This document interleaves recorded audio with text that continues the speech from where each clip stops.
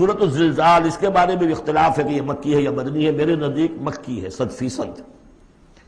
اور اس کے بارے میں ایک روایت یہ آئی ہے کہ حضور نے فرمایا ہے کہ یہ ایک سورت جو ہے 1000 آیات کے ہم وزن ہے اپنی فضیلت کے اعتبار سے.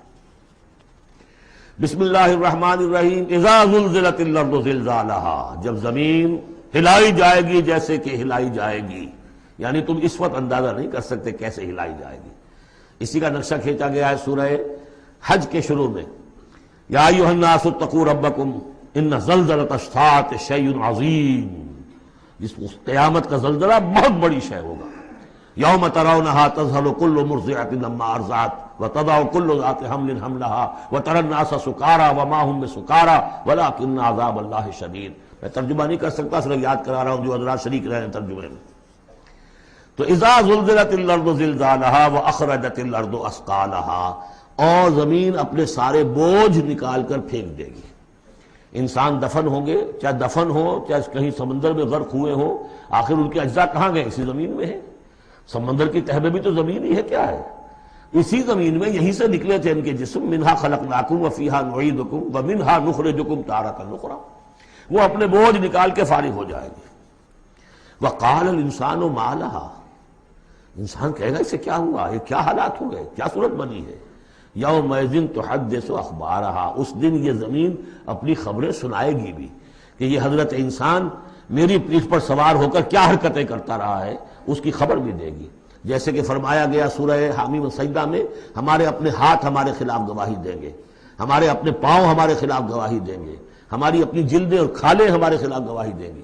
اور ہم کہیں گے گھبرا کر کہ لما شہدتم علینا، تم نے ہمارے خلاف کیوں گواہی دی، تم تو ہمارے عضو ہو. اور وہ کہیں گے انطقنا اللہ الذی انطق کل شیء، آج ہمیں بھی اللہ نے زبان دے دی، اس نے سب کو زبان دی تھی. تو یہ زمین بھی اپنے احوال سنائے گی. بِأَنَّ رَبَّكَ أَوْحَىٰ لَهَا، یہ اس لیے کہ اس کے رب نے اسے حکم دیا ہوگا، اس کی وحی اسے آ گئی ہوگی. یومئذ یصدر الناس اشتاتا، یہ اشتاتا وہی لفظ آ گیا شتا. ان سعیکم لشتا، تم اگرچہ انسان ہو، سبھی نظر آ رہے ہو انسان، لیکن یہ کہ تمہاری سعی و جہد کے رخ بالکل مختلف ہے. فَأَمَّا مَنْ آتَىٰ وَاتَّقَىٰ وَصَدَّقَ بِالْحُسْنَىٰ فَسَنُيَسِّرُهُ لِلْيُسْرَىٰ وَأَمَّا مَنْ بَخِلَ وَاسْتَغْنَىٰ وَكَذَّبَ بِالْحُسْنَىٰ فَسَنُيَسِّرُهُ لِلْعُسْرَىٰ. یہاں فرمایا وہ چیز اب وہاں ظاہر ہو جائے گی. یومئذ یصدر الناس اشتاتا، لوگ علیحدہ علیحدہ ہو جائیں گے. لیروا اعمالہم، تاکہ انہیں ان کے اعمال دکھا دیے جائیں. یہ اعمال نامہ ہے، کوئی ایک ہی بٹن دبے گا کسی اس بڑے جائنٹ کمپیوٹر کا جو اللہ نے رکھا ہوا ہے اپنے ہاں، وہ آپ کی پوری فلم اور آپ کا ایک ایک لفظ جو ہے موجود ہے. فَمَن يَعْمَلْ مِثْقَالَ ذَرَّةٍ خَيْرًا يَرَهُ، تو جس کسی نے ذرے کے ہم وزن بھی کوئی نیکی کمائی ہوگی وہ اسے اپنے سامنے موجود پائے گا.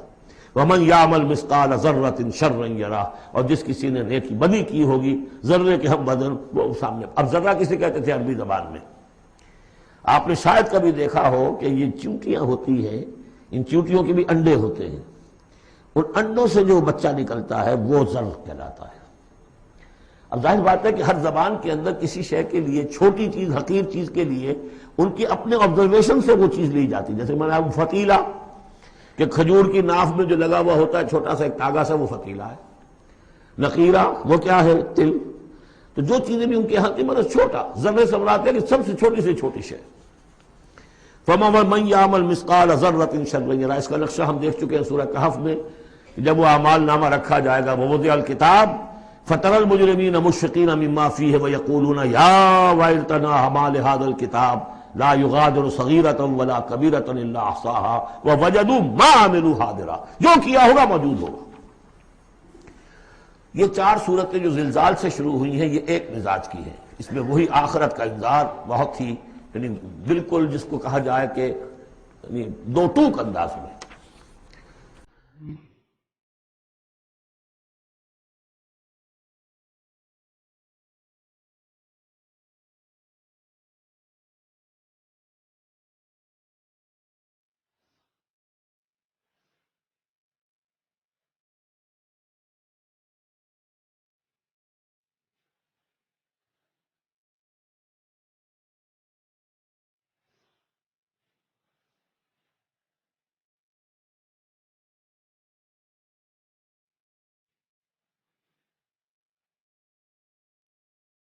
مولاي صل